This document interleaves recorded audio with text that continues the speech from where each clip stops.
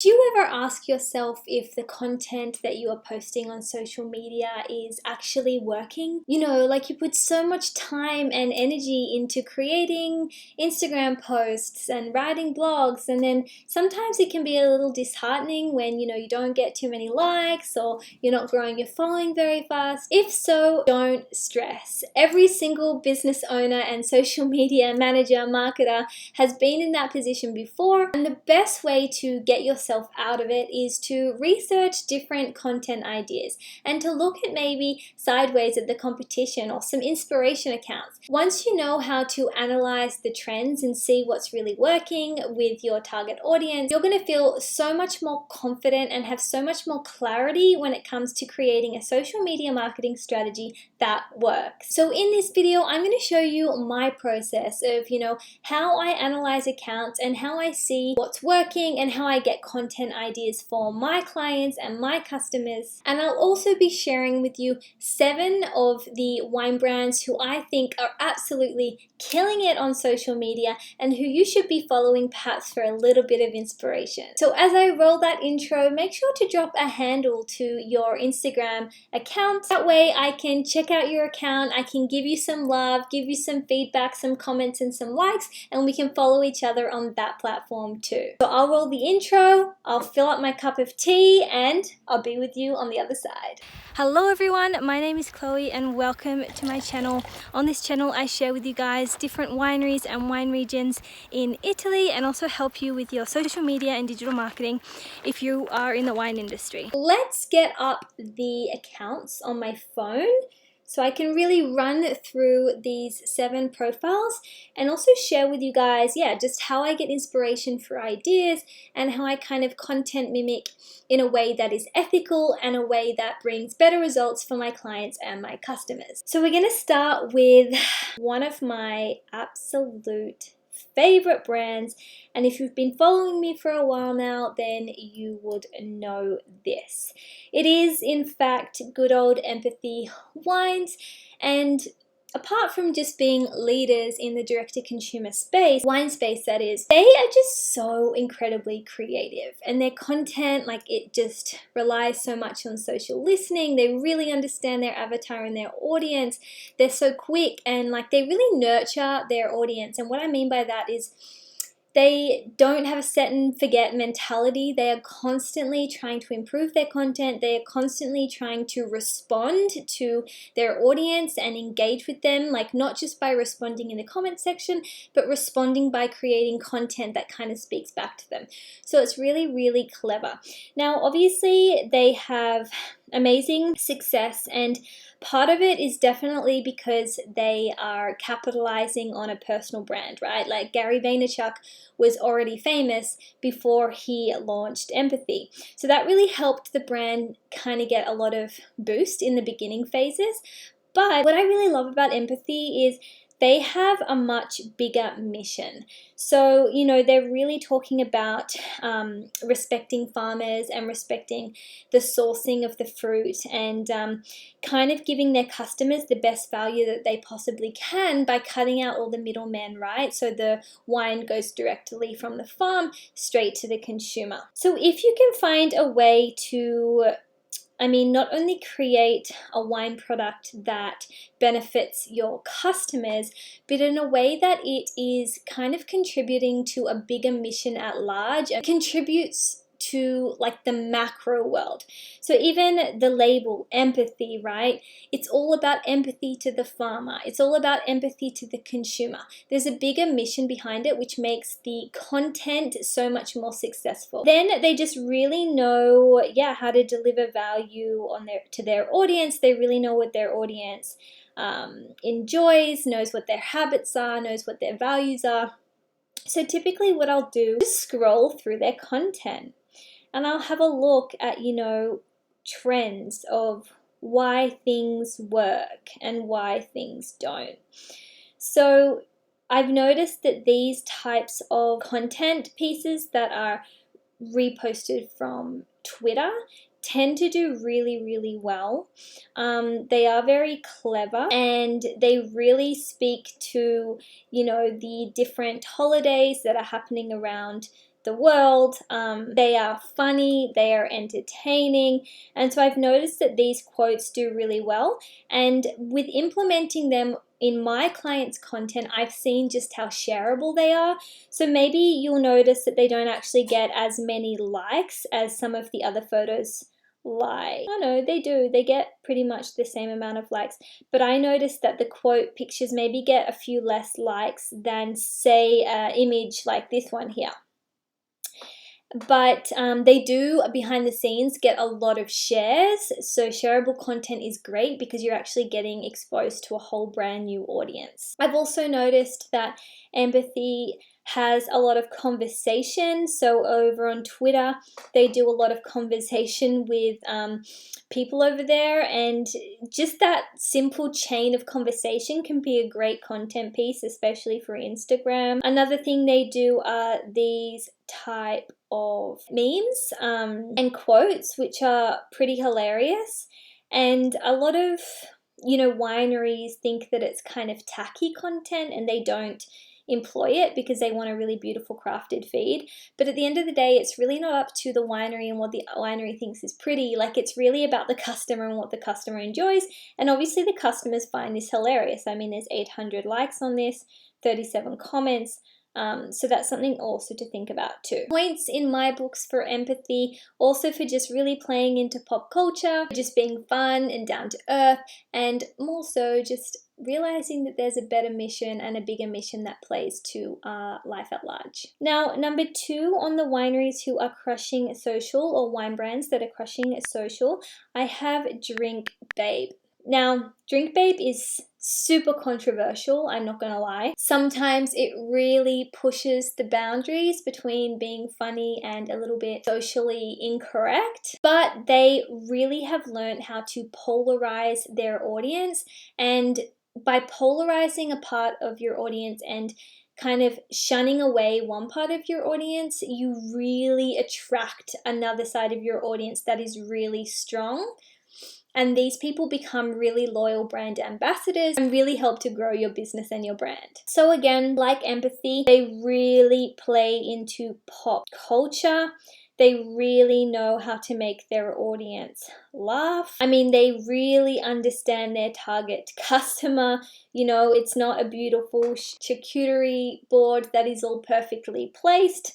It's more fun, it's less posh, and I just think that they do a really good job. Obviously, their account is really massive. They get a ton of engagement, they get a ton of likes, and they've really learned how to create a community, and they're just crushing social, to be honest. So here I'll look at some trends, what are some ideas and inspiration, and then typically I'll just save it so I can come back to it, or maybe I'll take a screenshot and then I'll save it into a swipe file on my computer with just swipes of all this content inspiration. So next time I go to create content, I have like a reference to kind of go off. They also post a ton of Reels content and cross post from TikTok, which is doing really well. Reels obviously Instagram is really pushing Reels right now, so it's really good if brands are using that content feature. I mean, this is really fun. I have no idea how to create it. But I would like to find someone who can. So if you know how to create these kind of graphics, let me know. I want to hire you. See, like this content piece is really fun and really clever. And like they're really showing their audience how to actually go and purchase, So I think that's really smart what they did there. Anyways, so let's move on to the next winery or wine brand who is doing social media correctly, and they are Avalon. I don't even know if I'm pronouncing it correctly. Avalon? Anyway, it's the wine brand by Cameron Diaz and Catherine Power, and it has seen a lot of bad attention in the media. People have been really dissing it for the way that they've been marketing as like clean and crafted wines, etc., etc. And I do understand that side of where the industry is coming from, but from another side, they really know how to market, and I think we could definitely learn a thing or two from them instead of just shunning their work. Again, they really understand their target audience. They craft organic, they claim organic, and they claim vegan, which is definitely tapping into a demographic of health conscious millennials and Gen Y. Is it Gen Y or Gen Z? Can't remember. Gen Z maybe. I'm millennials, Gen Y, and yeah, Gen Z. They have these kind of clever posts which I think would be fun to reuse on another account somewhere. Their imagery is like really elegant, and it's got a specific feel about it, which really helps, like when people are searching on their Instagram feed, like when there's a certain theme and a certain tone to imagery, it really helps the user recognize that it's coming from that specific brand. Basically, they're just really vocal about things that other wineries aren't. They have created their own stickers that people can use in their stories, which I think is really clever. Again, gluten-free, keto-friendly, zero sugar, vegan. These are things that other wineries could be tapping into, but they're just not. So whether you like it or you don't like it, it's obviously working. They're having tremendous success, so maybe it's something that we should be a little bit more open to. So winery inspiration number 4, actually it's another wine brand, and this is a little wine brand in Australia, my neck of the woods, actually made and created by a friend of mine named Katerina. And she's just killing it, honestly. I think that this is a really great piece of inspiration for smaller brands that maybe don't have like a huge marketing budget yet, like the other ones that I've already shared. It just goes to show that you can, really create a strong social media presence without all of the resources that you think that you might need. Again, I'm going to say they just really know their target customer. They really know their audience. They're funny, they're clever, they're creative. I think most of all, they're really consistent in their brand voice, and they've really done a great job at not being so one-dimensional. So like you'll notice a lot of wineries and brands, they like just use photography, or they like just use graphics. And what I love about accounts like this is you've got a video in one piece of content, you've got a quote in another piece of content, you have a meme somewhere, you do have like the curated photography, you do have the more behind the scenes content and user-generated content, and photos of the owner and stories behind the founder, like graphics. Like they've just made it so much more engaging, and having like so many different dimensions to your content is going to be a better way to really engage your audience and keep them entertained without boring them with the same like monotone one-dimensional kind of content. Next, number 5, I'm going to share with you another winery. This is actually a winery, not just like a wine brand. Las Jairos Wines. Actually, I think they are a physical winery. I'm pretty sure, yeah. So I just think that they've done such a fun job as well. Like they do post a lot of content that is based on the product. But I think they've done it really well, because I know a lot of wineries, they kind of blast their products and it just fatigues their audience in a way that is just boring. But I think what Las Jairos have done is really fun. Even the labels are fun. They're quite artistic. Again, it looks like that they really know their target customer. They're multi-dimensional in their content, like they're posting, carousels, they're posting videos, they're posting memes and stuff like that. They're hilarious, The secret to our wine is Eric's kiss blessing before bud break. Like that's just so funny. So I think that they're another winery to get content inspiration from. Last but not least, I'm going to share with you guys, obviously Jordan's winery is probably they're just killing it in all aspects. And I'm not just talking about Instagram, by the way, like with all of this content that I'm sharing with you guys, like Jordan Winery is like everywhere. You know, every single wine question that I type in online, it seems to be refers me back to a blog post that they've created. Sometimes I'm watching Netflix and I'm watching a show and I see a Jordan wine, you know, in the background. Like, they really understand content marketing. They really understand the use of mixed content types, you know, doing video, doing written content, using all different types of mediums. And I think if any winery is really looking to increase their digital footprint, then they should definitely go and study what Jordan has been doing. Go to their website, go to their blog posts, you know, go to their Instagram or their social media accounts. Basically, at the end of the day, success in whichever arena that you're in often leaves clues. So when you see something working, you know, there's a reason why. And I'm not saying to just go and copy everything that winery or brand is doing, but it's a good place to just get some inspiration, you know, content model a little bit, have a look at the strategy, you know, see how everything is flowing together.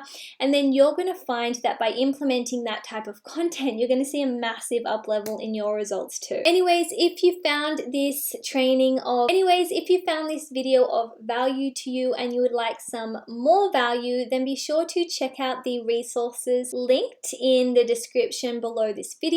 I do have a brand new freebie bundle which really explains the social media strategy for wineries. It really goes into like what times you should be posting online. It goes into what types of content that you should be posting on your platforms.